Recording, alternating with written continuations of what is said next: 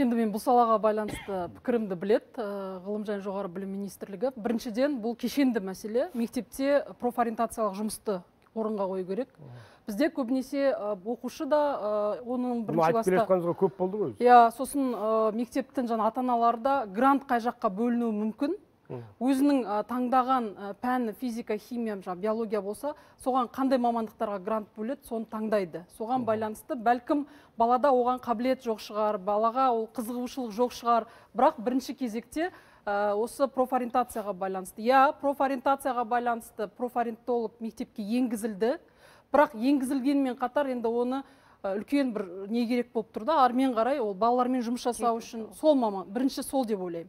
Екінші, жалпы мысалы биыл біз 78 000 грант бөлдік бакалаврда.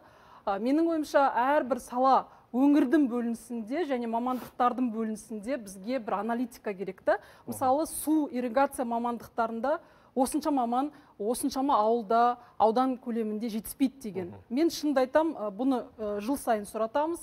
Бізге жалпылама ақпарат келуі мүмкін, бірақ түпкілікті ауданға дейінгі баратын ақпарат бұл министрліктердің өзінің жеке ақпаратында. Үшінші мәселе, бізде еңбек нарығы деген үлкен концепция қабылданды былтырғы жылы. Сол нарыққа байланысты, концепцияға байланысты ғылым және жоғары білім министрлігі жауапты орган емес. Ол жерде әрбір сала, мысалы тұрғын үй саласы, өзі құрылысшылар дайындауға өзі не беру керек жаңағы, аналитика беру керек. Мысалы былтыр бізде ТЭЦ жарылған кезде біз көрдік мамандықтар жетіспейді екен. Бірақ жыл сайын маман бітіреді. Сонымен қатар бірінші курс 4 жыл бітіргеннен кейін өзінің жұмысына 1 жыл барады. Бірақ алғашқы кірген кезде жас маманның айлығы төмен. Соған байланысты ол екінші басқа мамандықтарға кетіп қалады. Сондықтан да бұл жердегі мәселе кешенді.